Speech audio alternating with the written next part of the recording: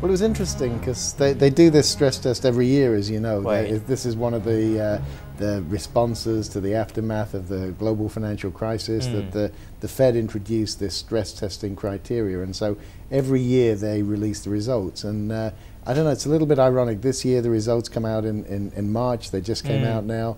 And you know, March 2008, 5 years ago, is when we had the collapse of Bear Stearns. I think March 16th, I think it was when Right. JP Morgan ended up acquiring Bear Stearns for $2 a share, which from what I remember was about 95% less than it had been worth just a week or two before that. It really completely collapsed in no time at all. Right. So, you know, 5 years on from that event, and we get the results of these stress tests. And I think one thing that worries me, Ek, is it feels a little bit like people have completely forgotten that 2008 ever happened. It's almost as if the Bear Stearns and the Lehman Brothers collapses didn't happen, because the part that was released most recently was actually the second part of the stress test, what they call the CCAR, and that's actually approving the capital allocation plans of the banks involved. And it's important to remember that the test actually takes in the 16 biggest commercial banks plus the two investment banks, two large investment banks that still exist, which is obviously Goldman's and Morgan Stanley. So it's a test of these 18 institutions.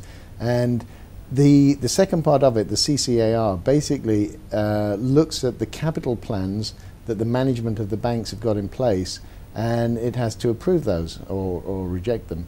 And pretty well without exception, all of the banks are doing two things. They're increasing their dividend and they're buying up a lot of their own shares. So they're actually reducing share buybacks, So they're reducing their own capital. And you know, one of the lessons that we should have learned from 2008 is when things go wrong, banks need to have enough capital to be able to provide for that. So, you know, we had this situation in 2008 where banks were desperately, you know... Maybe they think that it's safe now? Well, the financial industry is getting stronger? Obviously people think that. I mean, the people who are running the banks obviously think that, because, you know, they're more interested in paying out dividends to investors, and they're more interested in share buybacks to try and increase the return on the share pool.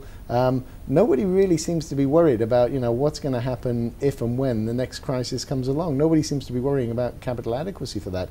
And, you know, I think what maybe makes all of this even worse is that January this year, the Basel III initiative was supposed to come into force, or it came into force, but it was supposed to be implemented over a 2-year timescale. So what the Basel III initiative does is it lays down some much stricter rules for how much capital banks have to have, what actually constitutes Tier 1 capital, what constitutes acceptable assets. So there was a whole new set of rules that banks were supposed to start playing by in January, 2 months ago.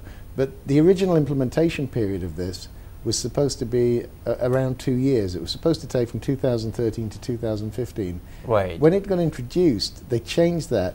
So it was introduced in 2013, but you don't have to comply with it until 2019. So it's 6 years where banks can now put their houses in order. So I think what worries us is that the Basel III initiative has been rewritten so that banks basically don't have to play by the rules for another 6 years, and at the same time, because we have these stress tests that say that the banks look okay, and we have these capital organization plans that get approved by the Fed that allow banks to go and, as I say, pay higher dividends, buy up shares, basically return capital to shareholders, which, you know, in many ways is a good thing. But if you're doing all of that right now, it really makes it seem as if the regulator, as if the banks, and even the investors themselves have got maybe a little bit too blasé, a little bit too comfortable with risk. They just seem to have forgotten that, you know, things can go wrong in banking. Perhaps the debt level is much less than the 5 years before? Absolutely. I mean, it is. There's no doubt about it. But I think there's a few things we need to look at. I mean, there's really three things that I suppose,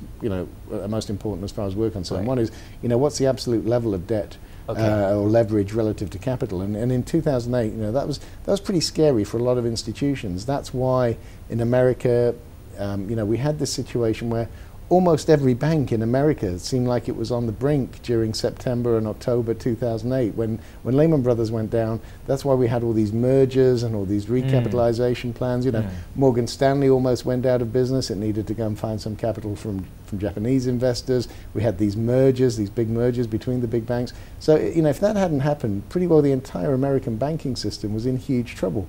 And it was because it just had way too much leverage for the amount of debt. So the quantum of leverage is really important. But what's also important is the quality of the debt that you've got out there. And again, I think, you know, if we look at it, there's still a lot of question marks about just how good a lot of that debt